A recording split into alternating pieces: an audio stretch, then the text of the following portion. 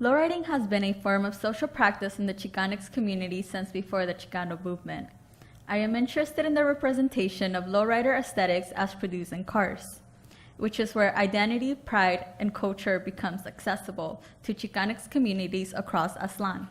This representation, however, has not always been welcoming to all due to masculinity and heteronormative ideologies.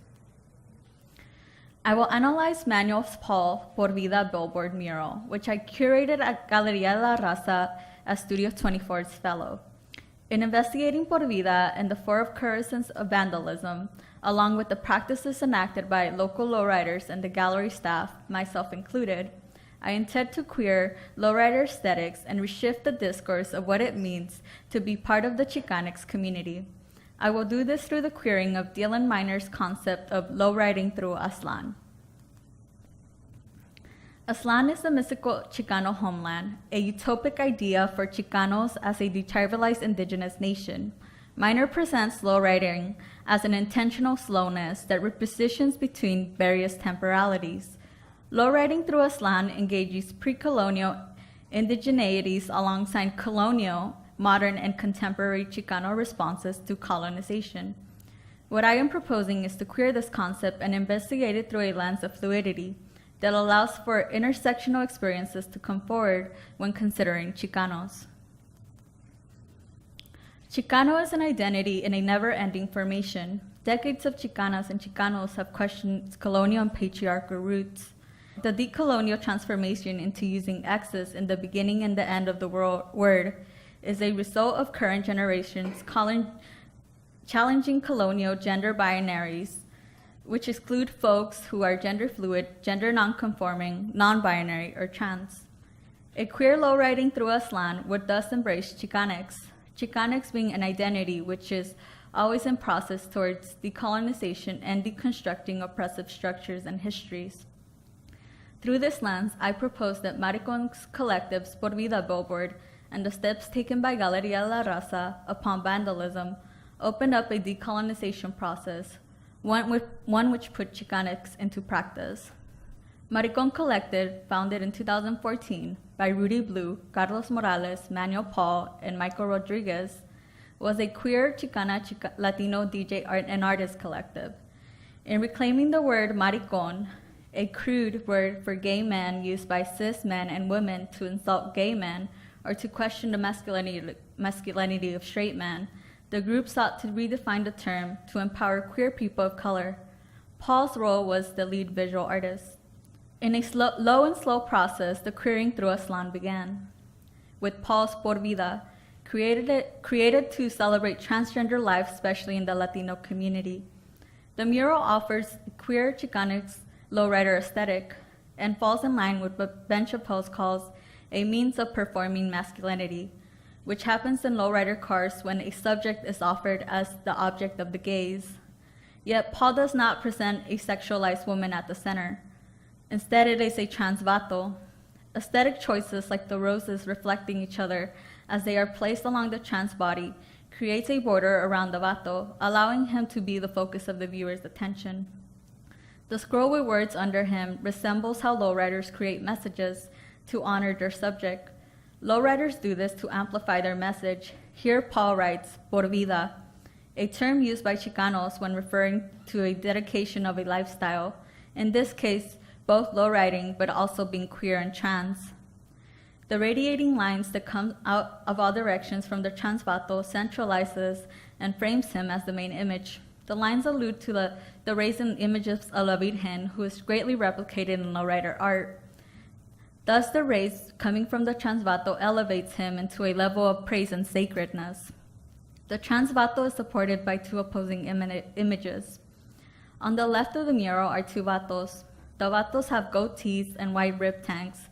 One is laying his head upon the back of the other, and the radiating beams come out of the right side of the man, signifying a motion of embrace. On the right-hand side of the mural, two women are placed on top of a pink airbrush background, and they have pompadour hairstyles, dark lipstick, and Sharpie eyebrows.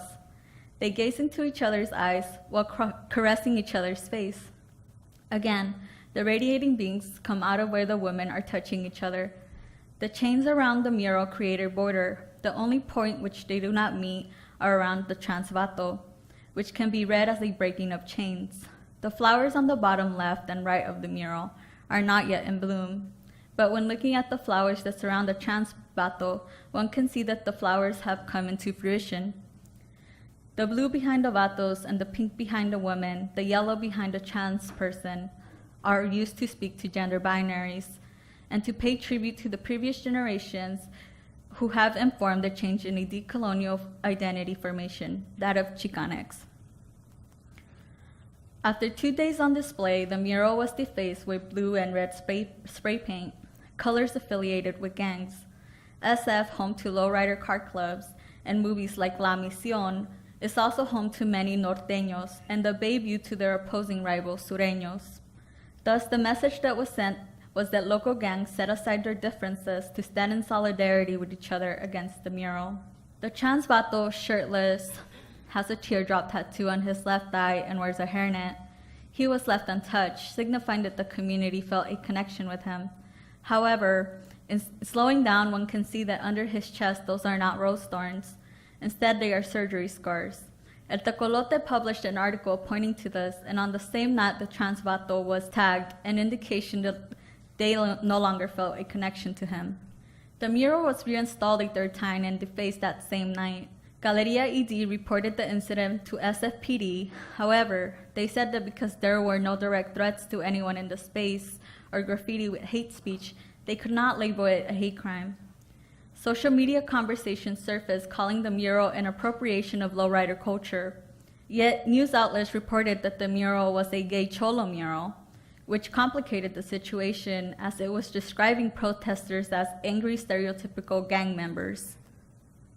So what does this mean for queer Aztlán? As queer Chicanx were being targeted, many donated funds for a mural replacement and an installation of cameras. The mural was reinstalled, followed by a community vigil condemning the vandalism under camera surveillance. Through a queer and slow lens, we can see that the tactics towards defense were linked to colonial modes of surveillance and military. However, in the eyes of many, this would protect the visual manifestation of a queer Aztlán and trans and queer lives. Yet, community members felt in agreement that the mural should come down, invoking men to defend their manhood and culture. Comments suggested that it belonged in the Castro, indicating there was a place in SF for queer folks, just not the mission. One summer night, 2 individuals took to Bryant Street and set the mural on fire. SFPD responded to the scene, took the footage from the cameras, and left a police officer on duty for an entire week. During this time, local youths were coming to the gallery and standing outside in protest of the mural being reinstalled once again. This occurred for about 2 weeks, during which time SFPD declared the incident a double felony, including a charge of hate crime and arson. SFPD released video footage of 2 Latino men setting the mural on fire, an action which Galeria decided not to do. As soon as the footage was released, news outlets began pursuing the men responsible. Following the manhunt, SFPD started implementing gang injunctions on the youth standing across the street protesting. They frequented the Muni stop and would arrest 45 youths on a daily basis. Galeria had to make a decision whether to intervene or not. These youth might be amongst those who set the mural on fire and supported the act, along with making threats to the LGBTQIA folks.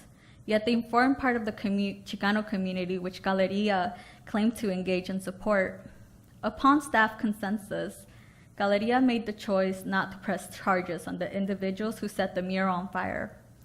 It became clear that the solution was not to keep engaging police, as they represented a larger structure of the prison industrial complex that has already damaged many of our families in our communities.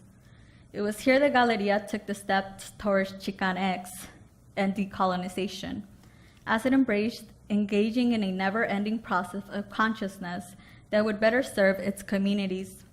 In this awareness, Galeria reached out to local organizations who engage in restorative justice practices, such as HOMI, who works with youth on the streets to intervene their involvement with the juvenile justice system. In Chicanx, Galeria was aware that they had to keep pushing away colonial and oppressive structures that would in the long term affect the records of the youth. It is why Galeria began opening its doors to the protesters to come inside the gallery and protest.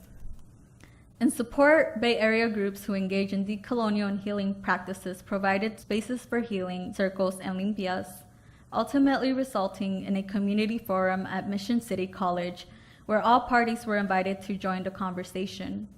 At the event, Yolanda Lopez, a Chicana elder, took a stance in front of everyone and told Paul that the mural created an opening, and he became the spear that finally pierced a hole into what the Chicano movement was fighting for all these years, and what we thought had long been closed, indicating that Paul's mural had created a transformation and allowed for the boundaries of Chicano to be expanded into Chicanx.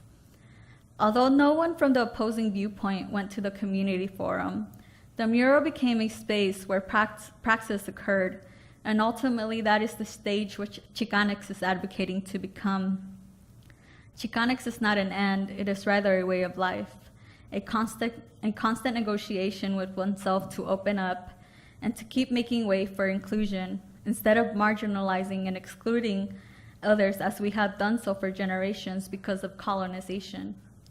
If we are to lowride our way through Aztlán, we have to be aware that although we carry roots to this land, it belongs to no singular person or experience. A queer lowriding through Aztlán allows for a collective ownership and accountability of us all. As Juan Fuentes said, we are a community por vida, and we have to reach a place to transform together, not against each other. Thank you.